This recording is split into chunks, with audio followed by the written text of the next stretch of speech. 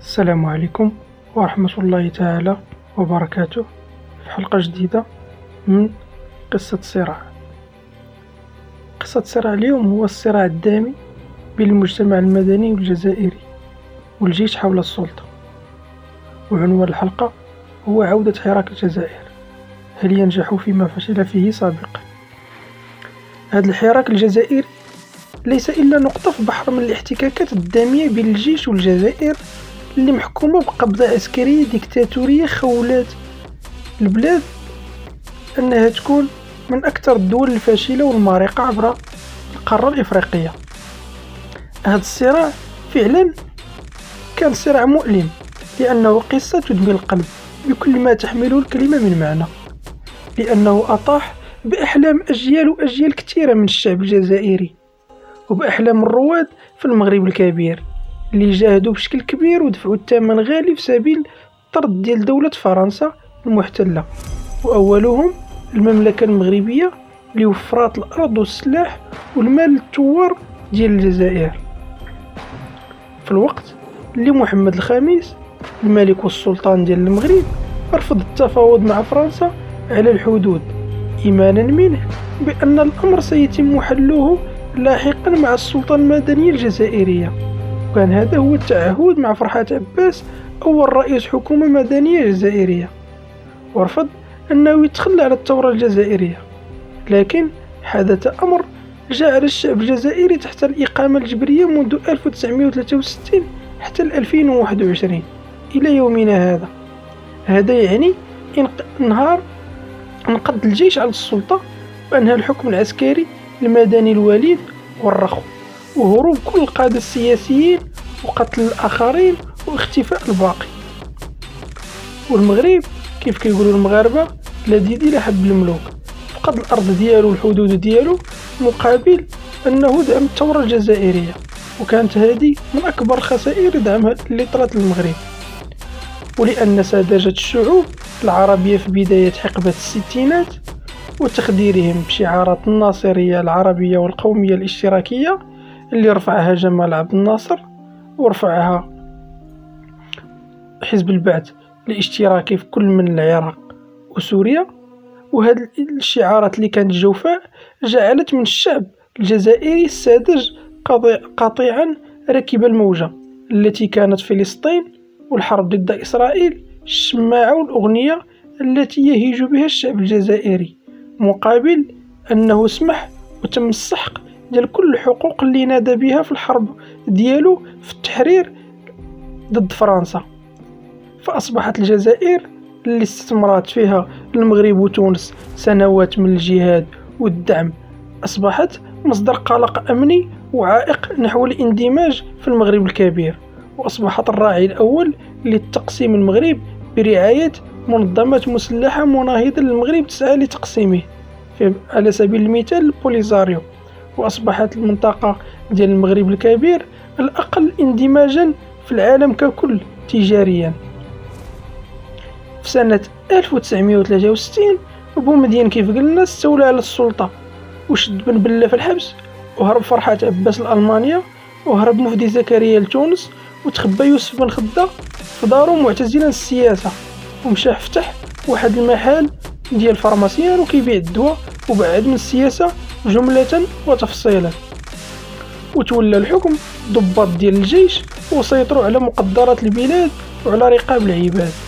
وتوالت المهزلة بتعيين الرؤساء من بعد موت بومدين بواحد المرض خبيث حتى واحد ما كيعرفه، وهذا الشيء بسبب الدعوات ديال المظلومين الجزائريين، وكذلك مأساة طرد المغاربة يوم العيد الأضحى وتشري 300 ألف مغربي وطردهم للمغرب في واحد النهار ديال العيد الكبير، واللي خلاو الأضحية ديالهم معلقة.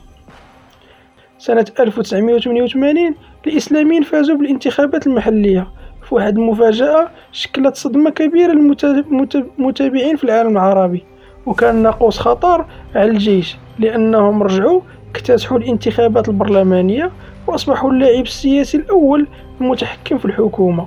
وكانوا كيتسناو الانتخابات الرئاسية بفارغ الصبر لأنهم كانوا غيفوزوا بها بكل تأكيد، والجزائريين تسناو رئيس مدني غيكون إحدى هاد الشخصيات، يا إما عباس مدني أو علي بن الحاج اللي كانوا رؤساء جبهة الإنقاذ الوطني. وهذا كان دليل على أن الشعب الجزائري مل من القيادة العسكرية للدولة ديالو وأراد التغيير. وملي تفتحت لهم باب الانتخابات في البلاصة صوتوا على الإسلاميين اللي كانوا هما الحزب المنظم الوحيد آنذاك واللي كان كيواجه السلطة. لكن عمهم الجيش دار انقلاب عسكري عاود تاني كيف ما داروا في 1963، وأطاح بالبرلمان والحكومة والجماعات المحلية ورؤساء الولايات والرئيس ديال الدولة، وبدأت مجزرة ومذبحة امتدت 10 سنوات كاملة مات فيها أكثر من 4 مليون إنسان جزائري. وأصابع الاتهام كتجه الجيش الجزائري لأنه لا يوجد أي دليل على وجود جماعات مسلحة اللي كان كيقولها الجيش اللي كتقولها الدولة في التلفازة. سنة 99 جابوا تفليقة اللي كان في الحقيقة ليس إلا وزير خارجية بومدين الهارب إلى الإمارات منذ 1963، وكان مخبي فيها بسبب تهم فساد مالي حين كان وزير الخارجية، كان تما منوض الروينة، وأصبح رئيس ل4 ولايات متتالية، يعني مدة 20 عام هو رئيس، وبدل الدستور باش يقدر يدير هذه المسألة. وكان كيحكم الجزائر من كرسي متحرك، ما كيتكلم، ما كيسمع، ما كيشوف، ولا يقوم بأي شيء، في مهزلة وإهانة للشعب الجزائري، حتى أنهم أصبحوا يقولون إليه عبد العزيز بوكروسة. الأمر من ذلك هو الترشح ديالو ولو من على الكرسي المتحرك لولاية خامسة، لكن هنا قد بلغ السيل الزوبة، لكن الشعب ناض لأنه اعتبرها إهانة. رجل لا يتكلم ولا يتحرك يكون رئيس لعهدة خامسة، فرفضوا الأمر. ولمدة سنة من التظاهرات دخل الجيش للإطاحة بالرئيس خوفا من أن يفرض الشعب مرشحه وأن تهرب الرئاسة من يده. وفي ذيك النهار هرب الجنرال نزار والجنرال توفيق إلى الخارج، وهاد الجوج كانوا هما المسؤولين على الاستخبارات العسكرية الجزائرية، يعني هما اللي كانوا مسؤولين على العشرية السوداء. وهربوا من بعد السيطرة ديال قائد الأركان ديال الجيش اللي هو القايد صالح على مقاليد السلطة والدولة، وعين عبد المجيد تيبون كرئيس اللي كان ليس إلا وزير الإسكان في الحكومة ديال عبد الملك السلال، يعني كلهم ديال بعضياتهم. ونجح في واحد الانتخابات اللي ما شارك فيها حتى شي واحد. ناض هاد السيد اللي هو عبد المجيد تيبون دار دستور جديد اللي ما شارك فيه حتى شي واحد، هادشي كله باش يسمح للجيش انه تزاد ليه الصلاحيات في الدولة وتكون عنده القدرة انه يخدم خارج البلاد.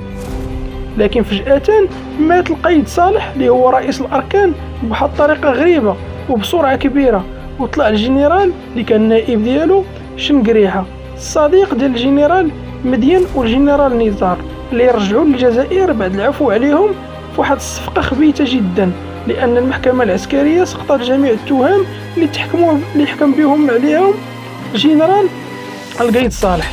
يعني الاتهامات والأحكام كتصدر وكتمسح فرمشة عين.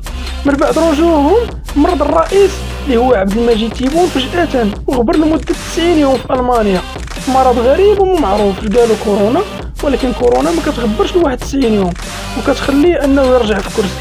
في نفس الوقت الحراك بدا كيرجع، والجيش الجيش الجزائري استفز المغرب في الصحراء في منطقة القرقارات ودار مناورات عسكرية واسعة واستخدم صواريخ اسكندر. هذا الشيء الهدف منه باش يدخل حرب مع المغرب من اجل تخفيف الضغط وتحويل الغضب الشعبي نحو المغرب وتطاولوا على ملك المغرب. لكن المغرب رفض الاجابه على الاستفزازات وبقى مبرد الدم ديالو، ما بغاش يمنح الفرصه لجنرالات الجزائر باش انهم يخفوا الضغط عليهم. ومن ناحيه اخرى كانت تونس يتم تفخيخ الحدود ديالها وموت عدة جنود، والهدف هو تهديد الشعب الجزائري بالإرهاب المحتمل إلى غادر الجيش السلطة. والعمليات من هنا وهنا لا يعلم أحد حقيقتها. حاليا الجزائر كتعيش الانهيار، انهيار العملة، انهيار الصادرات، نقص المواد الغذائية، الحليب والسميد ومواد الغذائية ومواد الخضار، ونقص حاد جدا في السيولة وطوابير أمام المحلات التجارية. وكيف قلنا النقص في السيولة في الأبناق، والناس ما كيتخلصوش في الأجور ديالهم. وتحذير البنك الدولي من طبع العملة بشكل كبير، لأن الجزائر في ظل غياب السيولة قامت بطبع العديد من العملات المحلية من أجل تخفيف الضغط، وهذا الشيء أثر على الاقتصاد. إذن أصبحت مأساة الشعب الجزائري ليست سياسية في مطالب تتعلق بمدنية الدولة، لكن أثبت النظام العسكري فشله في تدبير تريليونات الدولارات القادمة من الغاز والبترول وتبخرت ولا أحد يعلم أين هي. وفي الأخير انتشار كورونا وغياب اللقاح وتصنيف الجزائر منطقة إرهابية وتواجد البوليزاريو في الجزائر، كل هذه التوابل كانت جاهزة باش يرجع الحراك الجزائري ويتم إسقاط النظام بشكل نهائي. والسلام عليكم ورحمة الله تعالى وبركاته.